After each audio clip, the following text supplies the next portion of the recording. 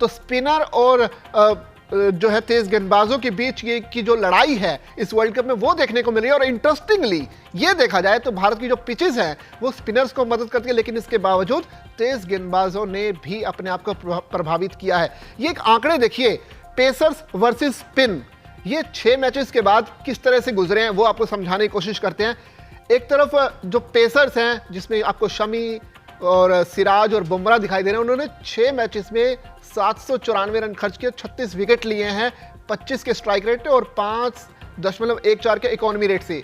दूसरी तरफ भारत के स्पिनर्स हैं जिसमें कुलदीप यादव और रविंद्र जडेजा भी हैं और एक मैच में अश्विन भी शामिल थे। उन्होंने 6 मैचेस में 501 रन दिया, 19 विकेट लिए हैं। तो यहां पर पेसर्स का दबदबा दिख रहा है, ये बड़ा इंटरेस्टिंग और यही खासियत है इस टीम की कि जो नंबर 1 पर हम बैठे हैं, क्योंकि जो पेसर्स हैं वो ज्यादा बेटर कर रहे हैं। कार्तिक से इस पर जरूर कमेंट लेते हैं। कार्तिक, ये जो आप डिफरेंस देख रहे हैं पेसर्स और स्पिन का, इंटरेस्टिंगली पेसर्स जो है आगे बढ़ रहे हैं और हमारे स्पिनर से ज्यादा विकेट ले रहे हैं। शायद यही वजह है कि भारतीय टीम अब तक इस वर्ल्ड कप में डोमिनेट करती आई है।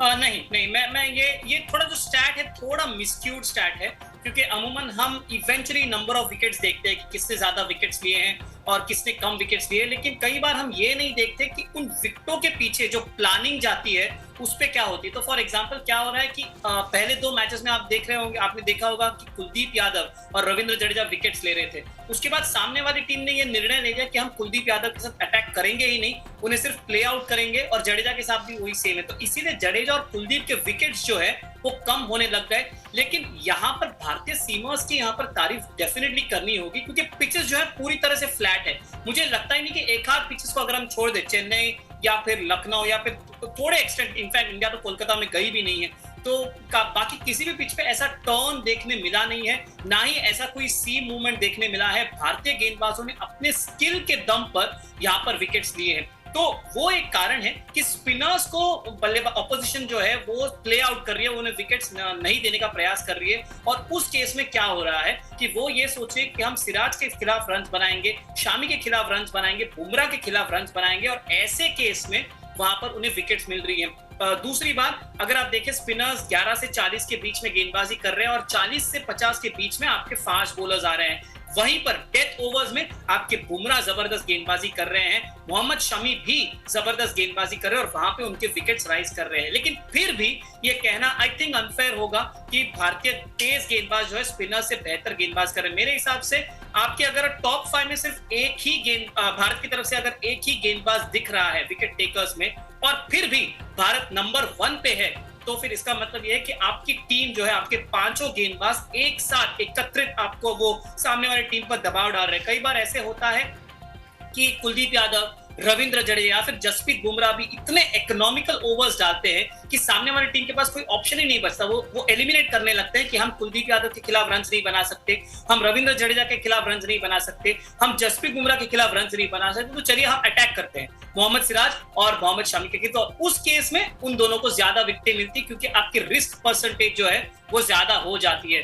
तो मेरे ख्याल से एक अच्छी टीम यूनिटी है। हालांकि मैं एक चीज जरूर चाहूंगा, अगर हार्दिक पांड्या अब मोस्टली तो कल नहीं खेलेंगे श्रीलंका के सामने, तो जब तक हार्दिक पांड्या वापस नहीं आते तो एक एक्स्ट्रा बॉलर के लिए आप एक कुशन जरूर दें, क्योंकि 5 गेंदबाज आपके अच्छे चल रहे हैं नो डाउट, लेकिन 5 गेंदबाजों के साथ एक रिस्क जरूर होता है कि अगर आपका वो 5 गेंदबाजों में से अगर कोई एक गेंदबाज भी अगर उसका दिन खराब निकला तो फिर बहुत दबाव आ जाता है बाकी 4 गेंदबाजों पर, क्योंकि सभी को 10-10 ओवर डालने रहते हैं। ऐसे केस में आपका 5वां गेंदबाज अगर आपको 5 ओवर डाल के देता है तो सीमर्स के लिए भी एक अच्छा रेस्ट मिल जाता है, एक अच्छा सपोर्ट मिल जाता है। मैं ये नहीं कह रहा हूं कि शार्दुल ठाकुर एक बहुत उम्दे गेंदबाज हैं, लेकिन आपकी बैटिंग वैसे भी बहुत स्ट्रांग है, तो आप एक बैटर को बाहर रखकर शार्दुल ठाकुर को ले सकते हैं, जिनसे आप कम से कम 5 ओवर की अपेक्षा रख सकते हैं, और अगर बैटिंग की जरूरत पड़ी तो शार्दुल ठाकुर आपको वो रन्स बनाकर भी दे सकते हैं।